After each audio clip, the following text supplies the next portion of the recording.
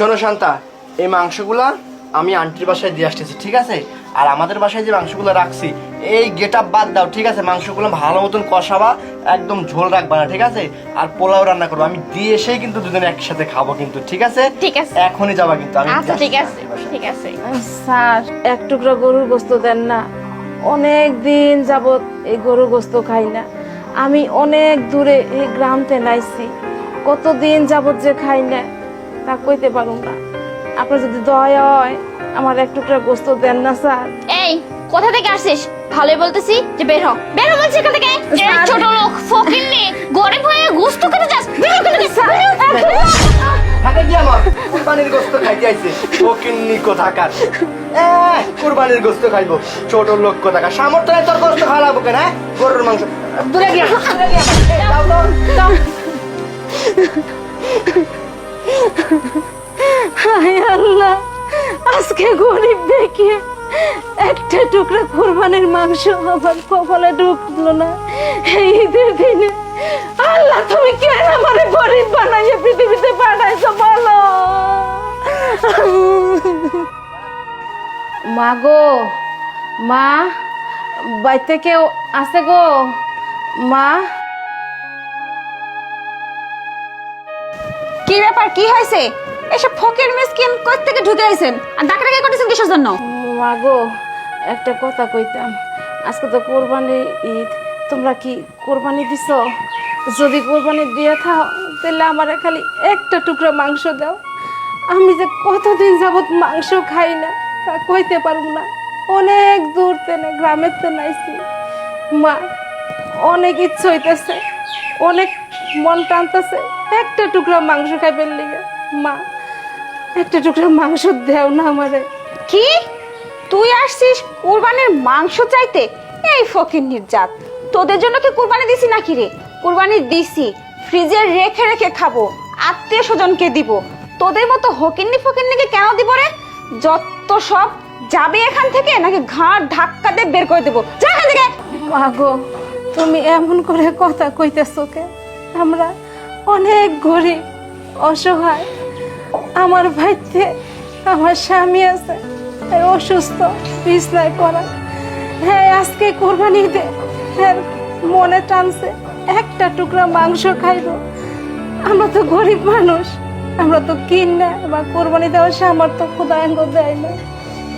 তাই ধারে ধারে আইছি যে একটা টুকরা মাংস যদি পাই আমার এই অসুখা স্বামীটা নিয়ে আমি দিব। কিন্তু তুমি এরকম করতেছো। আচ্ছা, তোমরা অনেক বড় লোক মানুষ জানি, আত্মীয় স্বজনকে নিয়ে খাও, কিন্তু আমরা গরিব অসহায়। আমরা তো জানি কোরবানি মাংসের হক গরিব মিসকিন গো আছে। তাহলে তুমি একটা টুকরা মাংস কি আমারে দিতে পারো না? ওই ফকিন্নি, তোর কাছ থেকে আমার হক অহক শিখতে হইব, কোনটা সোয়াব কোনটা কি সেটা জানতে হইব। গরিব ফকিন্নির ছোট লোকের জাত, হ্যাঁ তোর কাছ থেকে আমার এসব কিছু শেখা লাগবে? জানিস মাংসের দাম কত? তোদের জন্য কোরবানি দিছি নাকি রে? আমরা খাবো তাই দিছি। আমার মাংস আমি যা খুশি তাই করব, তোদের মতো ফকিন্নিদেরকে দিব না। দাঁড়িয়ে দাঁড়িয়ে বড় বড় ডায়লগ দিচ্ছিস তাই না? তোর কাছ থেকে আমি জ্ঞান শিখবো। আরে মিয়া, ইনি কি? মা, তুমি? আরে মা, কি হলো, কি ব্যাপার? তুমি এই গরিব ফকিন্নিকে মা কেন বলতেছো? প্রিয়া, ও তুই তো আমার মারে চিনবি না। আরে এটা আমার মা। মা, না না, তুমি এতদিন কইছিল মা? আমার কোনো সন্তান নেই, আমি নিঃসন্তান, আমার কোনো ছেলে নেই। মা গো, এটা তুমি কি বলতেছো? তোমার ছেলে নেই? এই দেখো তোমার ছেলে। এই মা, তুমি আমারে চিনতে পারতেছো না মা? তোমার এই অবস্থা মা, এটা কি মা? আরে এসব গরিব ফকিরের সাথে কেন কথা বলতেছো? বের করে দাও তো, আসছে মাংস চাইতে। আমরা কুরবানি দিছি, এদেরকে মাংস কেন দিব বলো? বের করে দাও। চুপ, অনেক হয়েছে, আরে অনেক হয়েছে। আর না, আমার মা মানুষের দুয়ারে দুয়ারে গোস্ত ভিক্ষা করতেছে। মাগো, আমার থেকে মাফ করে দাও। আজকের এই দিনটার জন্য না, এই তো এই কাল লাগিয়ে দেয়। তুই যদি তখন ওই মুহূর্তে আমার সাথে খারাপ ব্যবহার না করতি, আমার মায়ের পাশে আমি থাকতাম।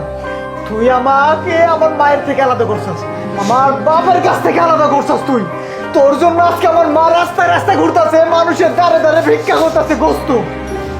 আমি আমি আজকে একটা গরু একা কুরবানি দিচ্ছি, আমার খাওয়ার লোকজন নাই। আর আমার মা সেই গ্রাম থেকে প্রত্যেকটা বাড়ি বাড়ি তুই কোরবানির গোস্ত একটা একটা করে চাইতাছে। কেউ দিচ্ছে, কেউ দিচ্ছে না। তোর মতো যারা অহংকারী মেয়ে আছে না, আমার বাড়ি এইভাবে ধাক্কা দিয়ে দিয়ে বাড়ি থেকে বাইর করে দিতেছে। মাগো, আমি না বিশাল অন্যায় করে ফেলছি তোমার সাথে, আমারে তুমি মাফ করে দাও মা। না বাবা, তুমি মানুষের বাড়িতে ভিক্ষা করো মা। জানো মা, আমি তোমার কাছে যাওয়ার অনেক চেষ্টা করছি। এই ডাইনি মহিলা আমারে যাইতে দেয় নাই মা। এ তোমার থেকে আমারে আলাদা ঘেরা দিছে মা। এরে যে আমি কি করব মা? শোন প্রিয়া, তুই এই যে এই গোস্ত দেখতেছিস না, আরে এই গোস্ত তো গরিব মিসকিনের হক। কুরবানি মানুষ কেন দেয়? গোস্ত খাওয়ার জন্য। আরে যারা গোস্ত খাওয়ার জন্য কুরবানি দেয় তাকে তো কুরবানি হয় না। কুরবানি দিতে হইলে আল্লাহরে খুশি করার লাগবে, আর আল্লাহরে খুশি করতে হইলে এই যে গরিব মিসকিন আছে না, এই গরিব মিসকিনদের ভালোবাসতে হয়। এই গোস্ত কুরবানির গোস্ত গরিব মিসকিনদের হক, কিন্তু তুমি তো সেই হকটা মাইরা খাইতেছো। তুমি গরিব মিসকিনের হক মাইরা খাইতেছো। তোমার তো কুরবানি হইতাছে না, তোমার হচ্ছে গরু গোস্ত খাওয়া হইতাছে। আরে আমি আমার মার সাথে বিশাল অন্যায় করছি। শোন, তোরে আমি ডিভোর্স দিয়া দিব। তুই আমার মারে ঘর ধাক্কা দিয়ে বের করছিস না, ঘর ধাক্কা দিয়া। আজকে কথা দিচ্ছি, তোরে আমি এই বছরের একটা দিন তোরে আমি ঘর ধাক্কা দিয়ে বের করুম। আমার মারে পথে বসাইছস, আমার বাবারে পথে বসাইছস, তোকে আমি সেম কাজ করুম। তুই কি ভাবছস? হ্যাঁ না বাবা, তুই আমার লেগে তোর সংসার নষ্ট করিস না বাবা। তোর হাতে পায়ে ধরে, আমরা যেমন আছি অনেক ভালো আছি। আমার লেগে তোর ঘরে তুই ডিভোর্স দে। মা, বাবা কই মা? তোর বাবা অনেক অসুস্থ, একটা টুকরা গরুর মাংস খাইবার লেগে। তুমি আর বইলো না, আমি আজকে তোমার গ্রামের বাড়ি যাবো মা। গিয়া বাবার সাথে করে নিয়ে আসবো মা।